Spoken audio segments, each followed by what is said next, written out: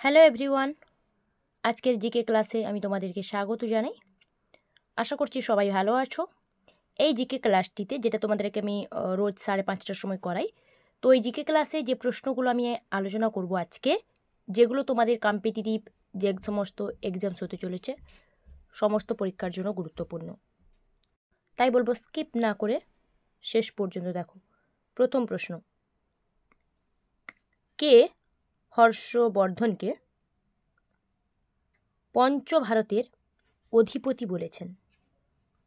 হর্ষবর্ধনকে পঞ্চভারতের অধিপতি, অপশান দেখো কী কী রয়েছে। পঞ্চভারতের অধিপতি হর্ষবর্ধনকে কে আখ্যা দিয়েছেন? কী হবে আনসার? আনসার হবে হিউয়েন সাং। হিউয়েন সাং হর্ষবর্ধনকে পঞ্চভারতের অধিপতি বলে আখ্যা দিয়েছেন। নেক্সট প্রশ্ন যাব। রানী দুর্গাবতী কোন সুলতানের সমসাময়িক ছিলেন? রানী দুর্গাবতী, যিনি একজন মহান যোদ্ধা রানী ছিলেন, রানী দুর্গাবতী।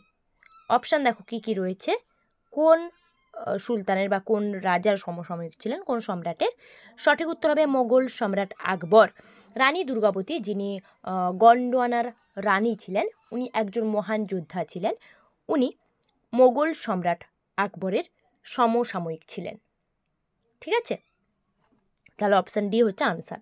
নেক্সট প্রশ্ন, সম্প্রতি প্রকাশিত Ratan Tata a life, Ratan Tata a life, এটা যেটা সম্প্রতি প্রকাশিত হয়েছে একটি গ্রন্থ, এই গ্রন্থটির রচয়িতা কে? রতন টাটা এ লাইফ গ্রন্থটির রচয়িতা কে? অপশান হবে দেখো, সঠিক উত্তর option B, Thomas Mathew. Ratan Tata a life, যেটা থমাস ম্যাথিউ গ্রন্থটি রচনা করেন। পরের প্রশ্ন, কোন প্রাচীন দেশের লিপির নাম কিউনিফর্ম? কিউনিফর্ম কোন প্রাচীন দেশে লিপির নাম? দেখো অপশান কি কি রয়েছে। কিউনিফর্ম কোন প্রাচীন দেশের লিপি? সঠিক উত্তর হবে অপশান বি, সুমেরু। ঠিক আছে, মানে সুমেরিয়ানরা, যেটা সুমেরিয়ানরা, ওনাদেরকে বলা হয় সুমেরিয়ান। কিউনিফর্ম হচ্ছে একটা লেখার মাধ্যম, একটা লোগো পদ্ধতি। ঠিক আছে, কোনো ভাষার লেখার মাধ্যম বা লোগো পদ্ধতি, যেটা সুমেরিয়ানরা ব্যবহার করতেন। পরের প্রশ্ন, কোন ভূমিরূপ ডিম ভর্তি ঝুড়ি নামে পরিচিত? ডিম ভর্তি ঝুড়ি কোন ভূমিরূপকে বলা হয়? অপশান দেখো কি কি রয়েছে। সঠিক উত্তর কী হবে বলো তো? Option C, drumlin. ড্রামলিন, যেটা হচ্ছে একটা দেখতে কীরকম বলো তো, দীর্ঘ পাহাড়ের মতন দেখতে, এবং ওর আকৃতি হচ্ছে অনেকটা মাটিতে পুঁতে রাখা অর্ধেক ডিমের মতন, মানে মনে হবে যেন কিছুটা অংশ মাটির নিচে পুঁতে রাখা হয়েছে ডিমের মতন, সেই জন্য ডিম ভর্তি ঝুড়ি বলা হয়। পরের প্রশ্ন, ভারতের সংবিধানের কোন ধারায় সম্পত্তির অধিকার মৌলিক অধিকার হিসেবে ছিল? সম্পত্তির অধিকার মৌলিক অধিকার হিসেবে ছিল কোন ধারায়? অপশান দেখো কি কি রয়েছে।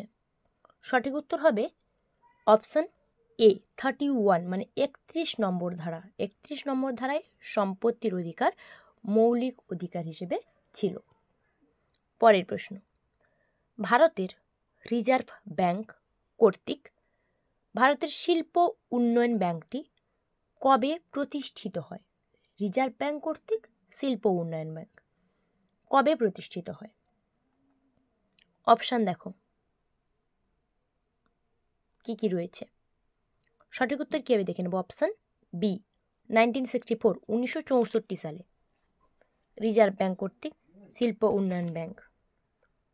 নেক্সট, কাকোরি ষড়যন্ত্র মামলার সাথে কে যুক্ত ছিলেন? কাকোরি ষড়যন্ত্র মামলা, এই ষড়যন্ত্র মামলার সাথে কে যুক্ত ছিলেন বা কোন ব্যক্তির নাম জড়িত কাকোরি ষড়যন্ত্র মামলায়? অপশান দেখো কি কি রয়েছে। সঠিক উত্তর অপশান ডি, আশফাক উল্লাহ খাঁ, যিনি কাকোরি ষড়যন্ত্র মামলার সাথে যুক্ত ছিলেন, Ashfaq Ullah Khan. Option D. Next, সম্প্রতি কোন বিমা কোম্পানি সম্পূর্ণ রক্ষা প্রমিস নামক বিমা পলিসি চালু করেছে? একটা বিমা পলিসি চালু করেছে যেটার নাম হচ্ছে তোমার সম্পূর্ণ রক্ষা প্রমিস। সঠিক উত্তর হবে option C, Tata AIA life insurance company, বিমা কোম্পানি এটা। ঠিক আছে, টাটা AIA লাইফ ইন্স্যুরেন্স বিমা কোম্পানি সম্পূর্ণ রক্ষা প্রমিস চালু করেছে। পরের প্রশ্ন, অভিলেখ আদালত হিসেবে কোন আদালত কাজ করে? অভিলেখ আদালত বলতে কোর্ট অফ রেকর্ড যেটাকে বলা হচ্ছে, তো ওই আদালত হিসেবে কোন আদালত কাজ করে? অপশান দেখো কী কী রয়েছে। সঠিক উত্তর কী হবে? অপশান সি, হাইকোর্ট ও সুপ্রিম কোর্ট। অভিলেখ আদালত হিসেবে কাজ করে হাইকোর্ট এবং সুপ্রিম কোর্ট। চলো পরের প্রশ্ন, 11 নম্বর প্রশ্ন, কত খ্রিস্টাব্দে তৈমুর লং ভারত আক্রমণ করেন? তৈমুর লং ভারত আক্রমণ করেছিলেন, কিন্তু কত খ্রিস্টাব্দে আক্রমণ করেছিলেন সেটা জানতে চেয়েছে। তো কত খ্রিস্টাব্দে তৈমুর লং ভারত আক্রমণ করেন? কি হবে আনসার? দেখো অপশান কি কি রয়েছে। সঠিক উত্তর হবে অপশান বি, 1398, মানে 1398 খ্রিস্টাব্দে তৈমুর লং ভারত আক্রমণ করেন, 1398 খ্রিস্টাব্দে। পরের প্রশ্ন, উদ্ভিদের নাইট্রোজেনবিহীন বর্জ্য পদার্থ কোনটি? নাইট্রোজেনবিহীন বর্জ্য পদার্থ, উদ্ভিদের যে বর্জ্য পদার্থতে নাইট্রোজেন থাকছে না বা নাইট্রোজেনের উপস্থিতি নেই। অপশান দেখো কি কি রয়েছে। সঠিক উত্তর কী হবে বলো তো? Option A, রজন। রজন হচ্ছে নাইট্রোজেনবিহীন বর্জ্য পদার্থ উদ্ভিদের ক্ষেত্রে। ঠিক আছে, চলো পরের প্রশ্ন দেখে নি কি রয়েছে। রক্তে শর্করার পরিমাণ বৃদ্ধিকারী হরমোনটির নাম কি? যে হরমোন রক্তে শর্করার পরিমাণটাকে বৃদ্ধি করে বা বাড়িয়ে তোলে, তো সেই হরমোনটির নাম কি? দেখো অপশানে বিভিন্ন হরমোনগুলোর নাম দেওয়া রয়েছে। কোন হরমোন কি হবে আনসার? আনসার হবে অপশান ডি, গ্লুকাগন। গ্লুকাগন হচ্ছে হরমোনটি যেটি রক্তে শর্করার পরিমাণকে বৃদ্ধি করে বা বাড়িয়ে তোলে।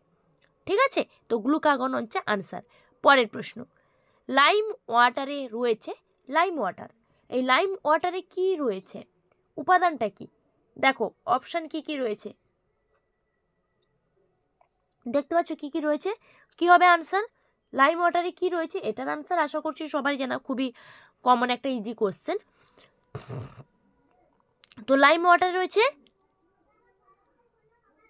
Calcium hydroxide,